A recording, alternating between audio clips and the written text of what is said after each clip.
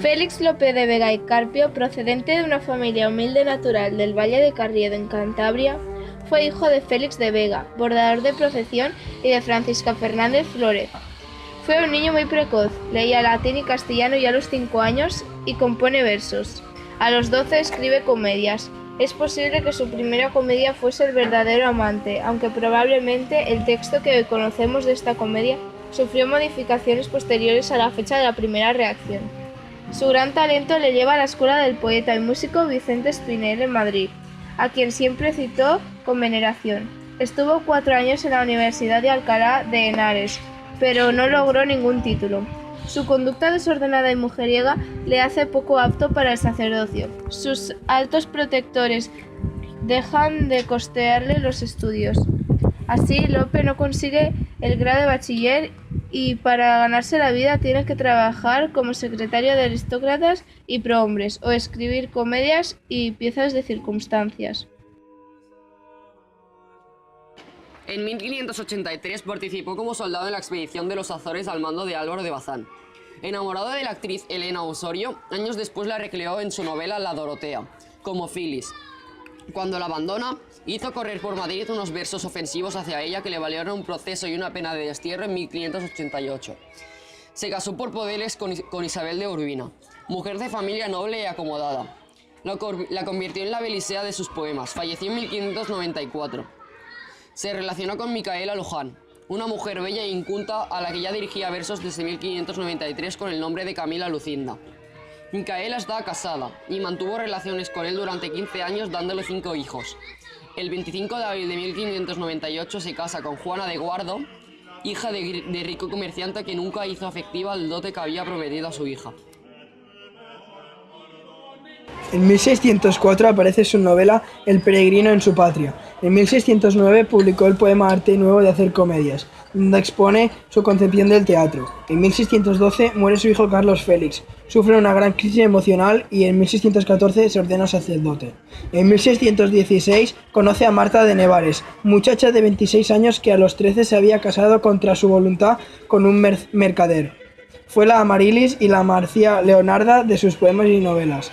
En 1621 su hija Marcela ingresa en el convento de las Trinitarias y ese mismo año su hijo Lope Félix salió de casa para iniciar la carrera de las armas, que le llevó a la muerte en un naufragio frente a las costas de Venezuela en 1634, año en que su hija Antonia Clara, tenida con Marta de solo 16 años, se fugó con un galán, llevándose joyas y dinero.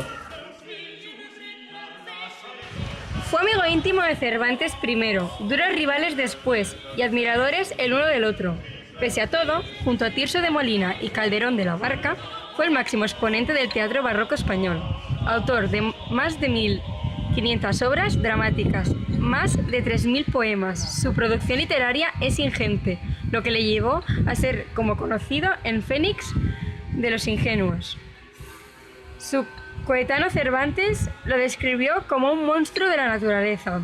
Entre sus obras destacan El Comendador de Ocaña, El Caballero de Olmedo, El Villano de su Rincón, El Castigo sin Venganza, La Dama Boba o El Perro de Hortelano. Escribió novelas pastoriles, novelas bizantinas, novelas cortas, poemas épico-narrativos y burlescos. Reunió sus poesías líricas en las rimas sacras, el romancero espiritual y las rimas humanas y divinas, del licenciado Tomé de Burguillos, también de tema histórico legendario español.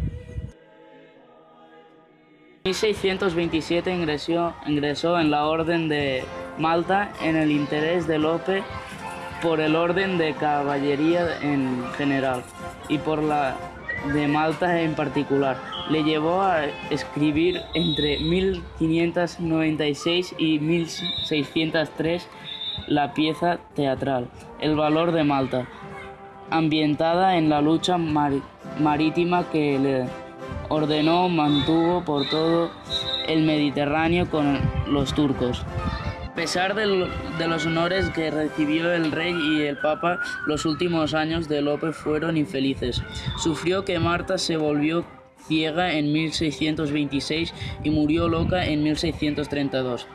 Lope Félix, hijo suyo con Micaela de Luján y que también tenía vocación poética, se ahogó pescando perlas en 1634 en la isla Margarita, en la costa de Venezuela. Su amada hija Antonia Clara fue secuestrada por un hidalgo, novio suyo para colmo apellidado Tenorio. Feliciana, su única hija legítima para ese entonces, había tenido 2 hijos. Una se hizo monja y otra, el capitán Luis Antonio de Usategui y Vega, murió en Milán al servicio del rey. Lope de Vega murió el 27 de agosto de 1635. Distintos autores le escribieron elogios que fueron publicados en Madrid y Venecia. Durante su vida, sus obras obtuvieron una mítica reputación. "Es de Lope" fue una frase utilizada frecuentemente para indicar que algo era excelente, lo que no siempre ayudó a atribuir sus comedias correctamente. Al respecto, cuenta su discípulo Juan Pérez de Montalbán en su fama póstuma de la vida y muerte del doctor Frey, Lope de Vega Carpio, impreso compuesto para enaltecer la memoria del Fénix, que un hombre vio pasar un entierro magnífico diciendo que era de Lope, a lo cual apostilló Montalbán, que acertó los 2 veces.